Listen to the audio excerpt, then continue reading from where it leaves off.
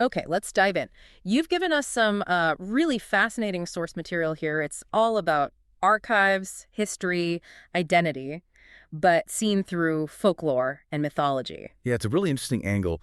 The core idea, the argument the source makes, is that certain stories, particularly queer and trans ones, weren't just lost over time. Right, not just forgotten. Exactly. It argues they were often intentionally misfiled or maybe deliberately left out by the systems, the powers that be. Think of it like historical data suppression. Okay, misfiled. That's a key term here. And the source uses this to push back against the idea that, say, trans people are just a modern thing. Precisely. It's positioning this as a counter-narrative, Yeah. showing a deeper, often obscured history. So our mission for this deep dive is basically to unpack all of that. The arguments, the examples the source uses, these metaphors. Yeah, metaphors like archival forgetting or even architectural containment, and figure out what reclamation means in this specific context, according to the source. Got it. So where does the source kick things off? It starts with a really vivid image, a metaphor, the warehouse of empire. Ah, okay. Like that scene at the end of Raiders of the Lost Ark. The crate getting lost in that huge anonymous warehouse. Exactly that visual. And the source argues that places we tend to think of as, well, neutral places for history. Yeah. You know, big names like the British Museum, the Vatican Archives, the Smithsonian. We think of them as just storing stuff. Right. But the source claims they're not just storage. They can act as containment strategies or even architectures of forgetting. Basically, places designed to shape the historical narrative, control whose stories get spotlighted. And it's not just about physical buildings, is it? The source mentions something called the Aarne-Thompson-Uther system for folklore as another kind of warehouse. Yeah, exactly. The ATU index. It's this huge system that tries to catalog folktales from all over the world with, like, numerical codes, ATU 514, ATU 310, that kind of thing. Seems objective on the surface. Well, that's the thing, isn't it? Any system like that is shaped by the people who create it, their biases. And the material you gave us points specifically to Stith Thompson. He worked on expanding this index back in the 20th century. And he had some strong opinions. Oh, yeah. The source says he was pretty open about wanting to purge what he called improper material from the index, stuff he didn't think was suitable. And that's where the misfiling happens, with queer themes, gender stuff. That seems to be the core argument the source makes, yes. That motifs related to queerness or gender transformation, stories about trans joy, even they were often just left out. Or maybe recoded, described in a way that obscured their meaning, or just labeled as unimportant within this big official system. So the stories existed, people were telling them. Right, they were out there in the oral traditions. But these formal systems, the archives, the indexes, they actively suppressed or mislabeled them to fit a certain controlled narrative. Okay, so that leads to the next point. How did some stories get through anyway? Despite these attempts to contain them, the source gives specific examples, right? It does. It brings up some really compelling examples from folklore that kind of push back against this idea that these themes were just absent. Like what?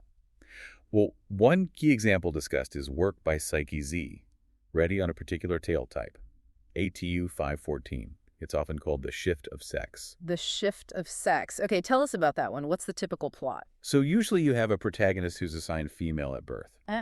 And for various reasons, practicality, maybe survival, needing more freedom in a patriarchal society, they start dressing and living as a man.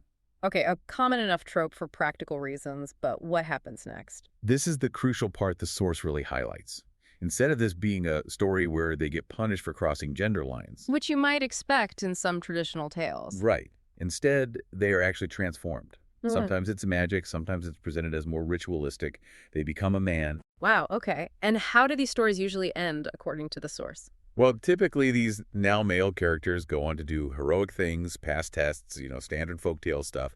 And often the story ends with them marrying a woman and living, quote, happily ever after. So the source doesn't read these as cautionary tales at all. No, quite the opposite. It interprets them as stories of, well, becoming, stories of triumph, of possibility, even trans joy that managed to survive within these patriarchal systems. It calls it a kind of secondary narrative hidden inside the tales. That's a powerful reframing, finding affirmation where you might expect condemnation.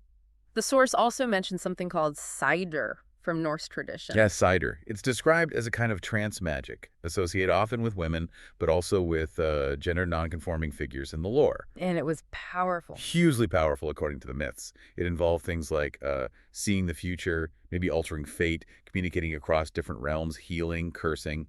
Pretty potent stuff. And the material mentions there was a risk involved, especially for men. Something about being called arger. Exactly. Arg. It was a heavy term, carrying connotations of being, well, unmanly, perverse, a serious social taboo, maybe even a spiritual danger. Yet the source points out even Odin learned it. Yeah, that's a key point the source makes. Odin, often seen as the sort of hypermasculine all-father figure, is said to have learned Seidr from the goddess Freyja, and there are descriptions of him even donning a woman's cloak to practice it, to enter that state. So, like the ATU 514 tales, Seidr seems to represent a challenge to fixed categories. That's how the source presents it, yes. Its power lies partly in its refusal of fixed borders, its connection to transformation and crossing boundaries, including gender boundaries. It's another piece of evidence the source uses to say, look, fluidity, shape-shifting, crossing norms, these weren't absent in the past. Maybe feared sometimes, maybe revered, but definitely present. Right. Undeniably part of the cultural landscape, even if later systems tried to tidy it away. Okay, so moving from folklore to mythology. The source brings up Ishtar, specifically an Akkadian tablet about her descent to the underworld. It's in the British Museum now. Catalog K162. Yes, that specific tablet. And the source uses this as a kind of case study for what it calls narrative colonization. Okay, what does that mean in this context? Well, the source lays out the history. The tablet was dug up in what's now Iraq by a British guy. Right. And then shipped across continents to end up in London. So the colonization part is the removal and reframing. That's the argument. The source puts it quite strongly. It says this isn't just preservation, it's like theft polished and labeled. Oh. The story of Ishtar, who's this incredibly complex goddess associated with love, war, sex, fertility, even transition. A powerful, multifaceted figure. Definitely. And the source argues her story gets taken, reframed through a Western colonial viewpoint, put in a museum drawer, essentially. You use this striking phrase, she's not preserved, she is interrupted. Interrupted. Wow. And yet the source suggests her story still resonates, even from within that empire's vault, as it calls it. Yes, it draws this really interesting parallel. It connects Ishtar's journey going down to the underworld, having to shed her power, her identity, layer by layer, confronting her sort of shadow double, Ereshkigal, and then eventually returning, but changed. It connects that whole mythic cycle to the journey of, and I'm quoting loosely here, trans ones, misnamed and misfiled. People who've been marginalized, put in the wrong boxes by dominant systems. So like Ishtar descending, they pass through a kind of forgetting, a miscategorization. Yeah, maybe labeled miscellaneous or atypical, and then they return, bringing back the memory, the knowledge of their own truth. And the source argues that empire, these systems of control, they fear that return. Why? What's so threatening about that return, according to this material? Because, the source suggests, people who go through that marginalization, that descent, and come back knowing who they are, the tricksters, the shapeshifters, the ones who name themselves, their living proof. Proof of what? Proof that identity, spirit, joy. That it can actually survive empire's attempts to erase or contain it. They fundamentally challenge the neat boxes the system relies on. That idea, the logic of the archive trying to contain things it fears, it feels like it connects to today as well. Yeah. The source links these historical points to modern ideas. Oh, absolutely. It makes that connection explicit. The material you provided talks about how this historical pattern of misfeeling, or maybe misreading, echoes in things like contemporary diagnostic frameworks. How so? Well, it gives examples like how certain ways of being, maybe related to neurodivergence, get labeled atypical or excessive. Instead of just being seen as different ways of communicating or experiencing the world. Exactly. Instead of understanding difference, the system tries to pathologize it. That's the argument. Empire, or these dominant structures, they fear what doesn't fit neatly into their catalogs. Fluidity, language that bends, bodies that don't conform to expected categories. And the impulse is often to label it as disordered. But the source emphasizes that despite all this, the stories, the identities, they survive. It introduces another concept here, right? The genre of return. Yes. And it's careful about how it defines that return. Yeah. It's not like some heroic restoration, going back to a perfect original state that maybe never existed. Okay, so not restoration, but But reanimation. That's the word it uses. It frames it as a particularly queer or trans way of returning, not necessarily to what was, but tuning into what never actually stopped being there, what kept sort of pulsing underneath all the attempts to bury it. So the history, the stories, they lived on outside the official archives, or maybe in the cracks. That's the idea. Hmm. Because as the source puts it really powerfully, we are the evidence. What the systems tried to archive away couldn't ultimately be contained. What they hoarded, they couldn't hold. And what they tried to forget Became us. became us. That's the claim. And this reframes the idea of pride too, doesn't it? It does. In this context, pride isn't just, a parade once a year or a corporate logo in June. It's framed as something much more active and inhabiting what we were told could not exist. An embodied insistence. Yeah, an embodied insistence that our stories are not relics, they are recursive, lived, Yep.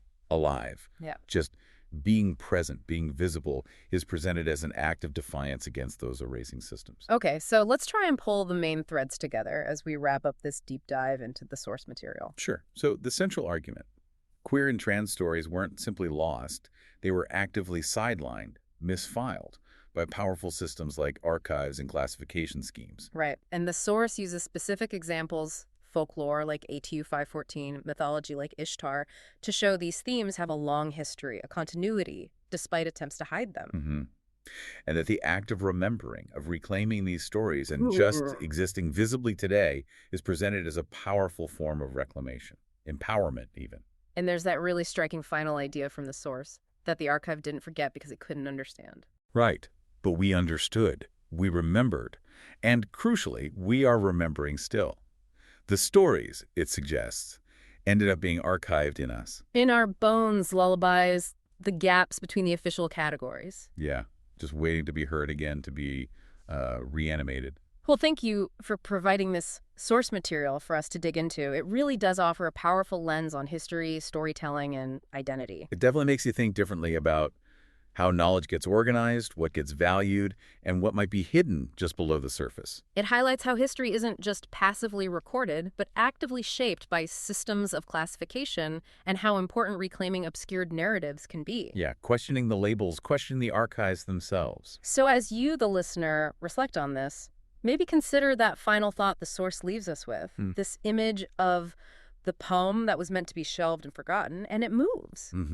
What stories in your own life, or maybe your family's or community's experience, might have been sort of misfiled or dismissed by bigger narratives? And what happens when you let those stories move or let them sing? Something to think about.